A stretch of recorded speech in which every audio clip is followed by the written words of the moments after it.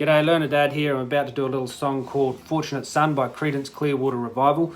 Now the song is originally about the lower class people in America. Their sons were more likely to be sent off to the Vietnam War. The higher class millionaires and billionaires and senators, their sons and daughters, I think, were less likely to be sent off to the Vietnam War. But as most songs in our life, we have our own personal reading of it. And my dad gave me zero musical talent and musical ideas. And you might think that that is a very unfortunate thing.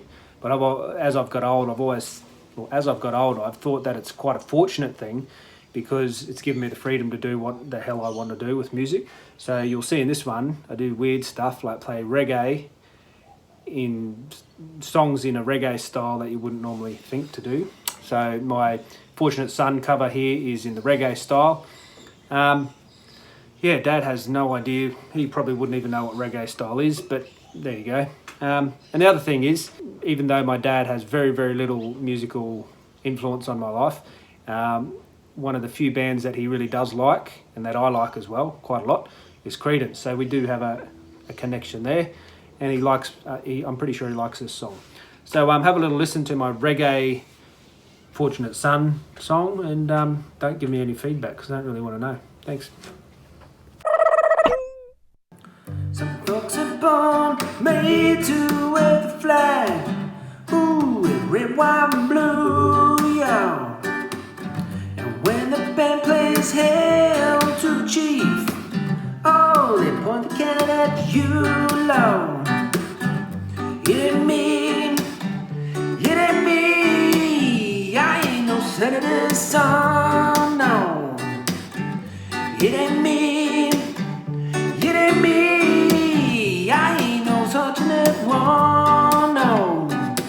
Some folks are born silver spoon in hand, now to help themselves, yo. But when the tax man comes to the door, oh, the house looks like a rummage sale, yeah. It ain't me, I ain't no senator's son, no. It ain't me, I ain't no fortunate one, no. Some folks inherit star-spangled lives, ooh, they send you down a wall. And when you ask how much should I give, oh, the only answer is more. It ain't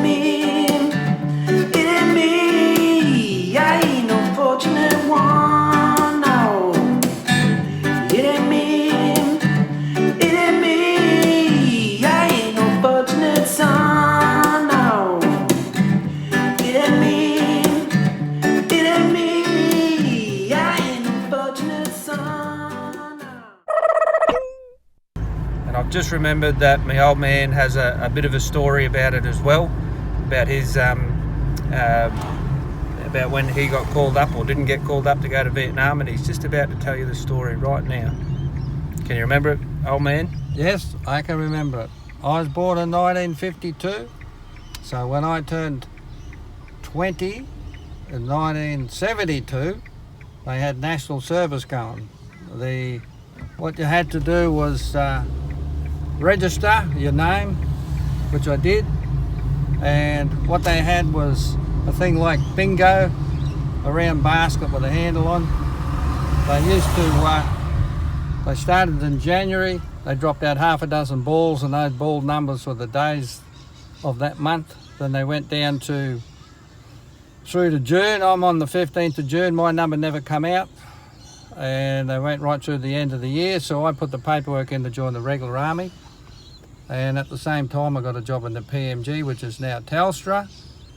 And in the meantime I got a card, which I've still got at home, from the National Service Board, that said that my number never come out, and to keep the card with me in case the military police come around to pick me up, I'd produce the card and they wouldn't take me away, because a lot of blokes wouldn't go into the National Service in those days. A few of my mates went in, they did 2 or 3 months, And then the Labor government got in, Gough Whitlam got in, and he said, if you're in the National Service at the time, you can go home if you want to, or you can stay in the army. So there was thousands of blokes just dropped their gear and walked out of the army. Now, I joined the CMF. I never got into the regular army. I'd never heard from them, from the application I put in. So I did my first course in November 1973, and when National Service was going, you had the option of doing 2 years National Service, full-time, or 6 years in the CMF, Citizens Military Force, part-time, which was 33 days a year for 6 years. So a lot of the blokes from out the bush of cattle properties that did the 6 years at 33 days a year. And the battalion I joined, the 49th Battalion, the Royal Queensland Regiment, was nicknamed the Bushman's Rifles because we had 1,200 blokes in there, and there was about 1,000 of them come from the bush. And so I stayed there until I turned 65 and they kicked me out. So I had about 44 years up in the Citizens Military Forces, which changed their name in the 80s to the Army Reserve. And that's it in a nutshell.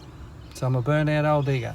Never went overseas, never went to war. I was one of the lucky ones, because Vietnam finished and was about a 25-year period, but they never went anywhere and did anything. And that was the main part of my training, was in that period of time. That's it. That's it. There you go. So my old man is a fortunate son as well. Didn't have to go to war. Didn't have to go to war. Awesome. Thanks for sharing your story. Not a problem.